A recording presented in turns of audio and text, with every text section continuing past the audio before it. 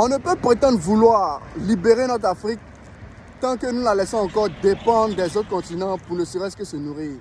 Yop les amis, j'espère que vous allez bien. J'espère que vous tenez aussi en forme que Cheikh Anta Diop lorsqu'il défendait avec bravoure l'origine négro-africaine de l'Égypte antique. J'espère aussi que vous portez aussi en forme que Mandela lorsqu'il luttait avec bravoure pour la libération de la race noire. Je suis l'ambassadeur maraîcher, le fils de Maman Africa. Aujourd'hui, je suis dans la zone de Yakasseme, située à quelques kilomètres de Adzopé. Voilà, on peut dire la localité d'Adzopé. Nous sommes venus pour une mission agricole. Il y a eu ONG qui nous appelle, qui nous a appelé, qui nous a téléphoné pour que nous l'aidons à mettre en place une structure, une exploitation agricole.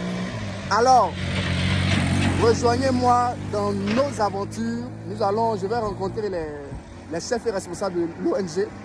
Et vraiment, on va faire beaucoup de choses. On va vraiment apprendre comment analyser la terre avec le pH, comment reconnaître une bonne structure de la terre et beaucoup d'autres choses. Vive l'agriculture, à tout de suite.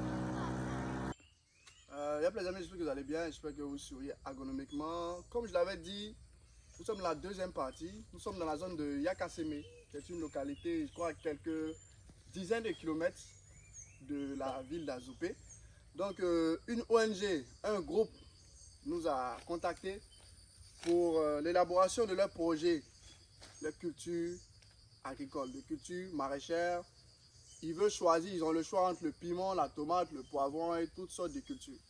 Donc, je suis venu là pour l'élaboration du projet. Donc, nous sommes sur la parcelle, la future parcelle. Vous voyez que nous sommes encore en pleine forêt primaire, on va dire. Nous sommes encore en brousse. Voilà, vous voyez un peu les lianes là. Nous sommes encore en pleine forêt. Voilà. Donc, à l'ambassade maraîchère, qu'est-ce que nous faisons? Lorsque les intéressés nous contactent, je rappelle que nous sommes en Côte d'Ivoire, pour ceux qui ne savent pas, nous sommes en Côte d'Ivoire.